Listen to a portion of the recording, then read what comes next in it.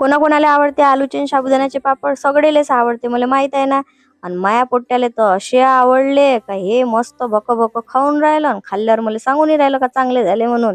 आणि आत्ता घ्यायचा इथं साबुदाणा, आणि साबुदाण्याला मस्त खरपूस भाजून घ्यायचं, आणि भाजलं रे भाजलं का एका ताट्यात त्याला ओतून घ्यायचं. ओतल्यावर काय करायचं, मस्त थंड होऊ द्यायचं, आणि थंड झालं का मिक्सरच्या भांड्यात त्याला खसखन टाकून घ्यायचं, आणि गर्र गर्र गर्र गर्र फिरवल्यावर अशी बुगदी करायची, चायनी रेडी ठेवायची, चायनीनं मस्त गाळून घ्यायचं. आणि गायला रे गायला का उकडलेले बटाटे घ्यायचे, आणि त्याला किसून घ्यायचं. किसलं का मग याच्यात टाकायचं साबुदाण्याचं पीठ आणि हिरव्या मिरचीचा ठेसा, आणि मग टाकायचं मीठ, आणि मीठ टाकल्यावर त्याच्यात टाकायचं जिरं.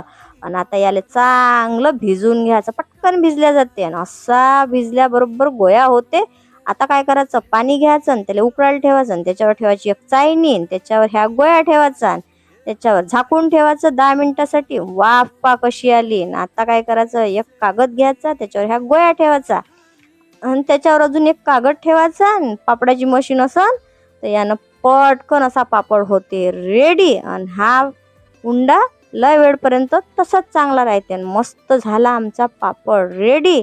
आणि मग काय झालं, माय पोट्ट भलं मंदा मंदात करे, मग यानंही पापड करू लागले ना चांगले.